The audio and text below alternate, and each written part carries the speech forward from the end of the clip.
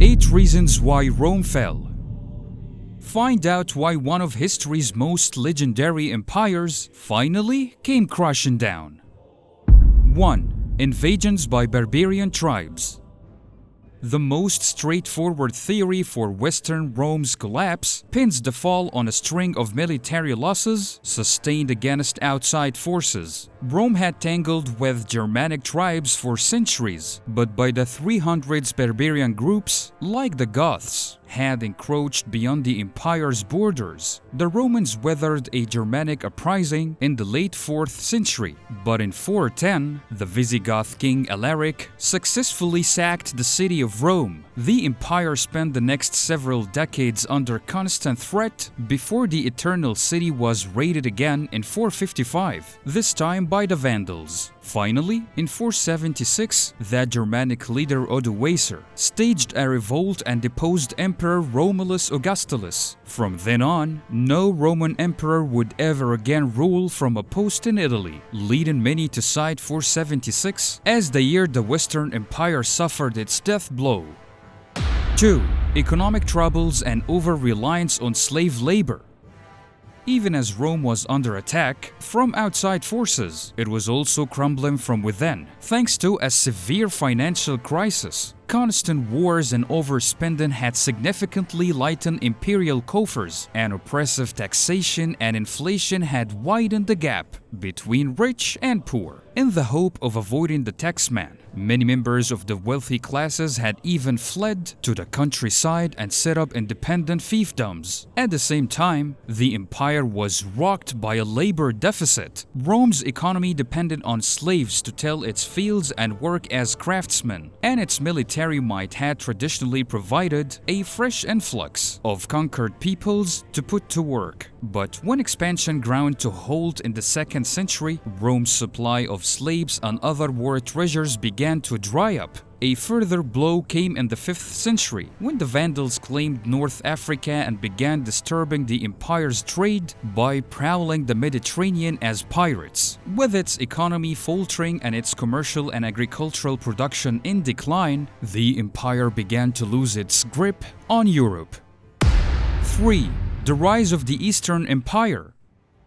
The fate of Western Rome was partially sealed in the late 3rd century, when Emperor Diocletian divided the empire into 2 halves: the Western Empire seated in the city of Milan and the Eastern Empire in Byzantium, later known as Constantinople. The division made the empire more easily governable in the short term, but over time the 2 halves drifted apart. East and West failed to adequately work together to combat outside threats, and the 2 often squabbled over resources and military aid. As the Gulf widened, the largely Greek-speaking Eastern Empire grew in wealth, while the Latin-speaking West descended into an economic crisis. Most importantly, the strength of the Eastern Empire served to divert barbarian invasions, of course, to the West. Emperors like Constantine ensured that the city of Constantinople was fortified and well guarded, but Italy and the city of Rome, which only had symbolic value for many in the East, were left vulnerable. The Western political structure would finally disintegrate in the 5th century,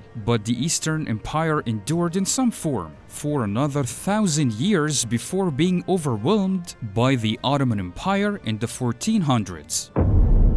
4. Overexpansion and military overspending. At its height, the Roman Empire stretched from the Atlantic Ocean all the way to the Euphrates River in the Middle East, but its grandeur may have also been its downfall. With such a vast territory to govern, the empire faced an administrative and logistical nightmare. Even with their excellent road systems, the Romans were unable to communicate quickly or effectively enough to manage their holdings. Rome struggled to marshal enough troops and resources to defend its frontiers from local rebellions and outside attacks, and by the 2nd century, the Emperor Hadrian was forced to build his famous wall in Britain just to keep the enemy at bay. As more and more funds were funneled into the military upkeep of the empire, technological advancement slowed and Rome's civil infrastructure fell into disrepair. 5. Government corruption and political instability. If Rome's sheer size made it difficult to govern, ineffective and inconsistent leadership only served to magnify the problem. Being the Roman emperor had always been a particularly dangerous job, but during the tumultuous 2nd and 3rd centuries, it nearly became a death sentence. Civil war thrust the empire into chaos, and more than 20 men took the throne in the span of only 75 years, usually after the murder of their predecessor. The Praetorian Guard, the emperor's personal bodyguards, assassinated and installed new sovereigns at will, and once even auctioned the spot of the highest bidder. The political rot also extended to the Roman Senate, which failed to temper the excesses of the emperors due to its own widespread corruption and incompetence. As the situation worsened, civic pride waned and many Rome citizens lost trust in their leadership. 6. The arrival of the Huns and the migration of the barbarian tribes.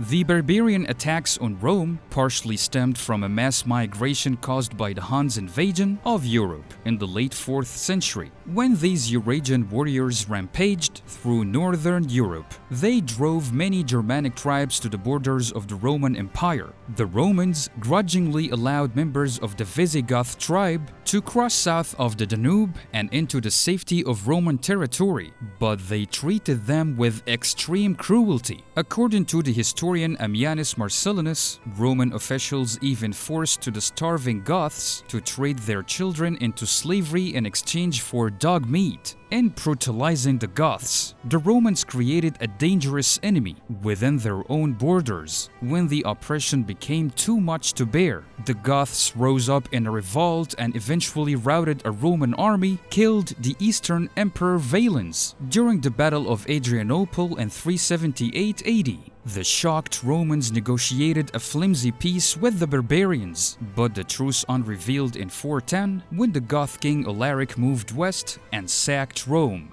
With the Western Empire weakened, Germanic tribes like the Vandals and the Saxons were able to surge across its borders and occupy Britain, Spain, and North Africa.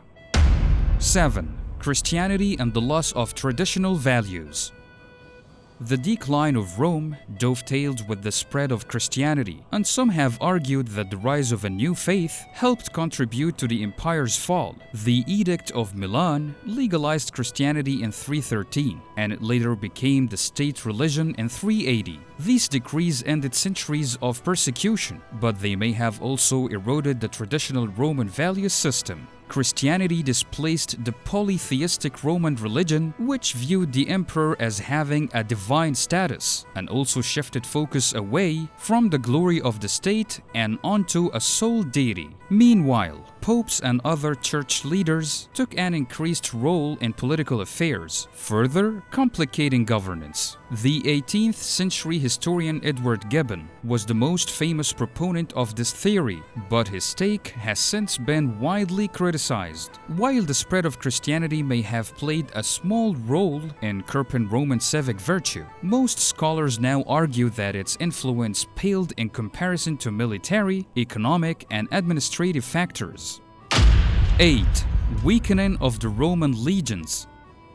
For most of its history, Rome's military was the envy of the ancient world, but during the decline, the makeup of the once mighty legion began to change. Unable to recruit enough soldiers from the Roman citizenry, emperors like Diocletian and Constantine began hiring foreign mercenaries to prop up their armies. The ranks of the legions eventually swelled with Germanic Goths and other barbarians, so much so that Romans began using the Latin word barbarus in place of the word soldier. While these Germanic soldiers of fortune proved to be fierce warriors, they also had little or no loyalty to the empire, and their power-hungry officers often turned against the Roman employers. In fact, many of the barbarians who sacked the city of Rome and brought down the Western Empire had earned their military stripes while serving in the Roman legions.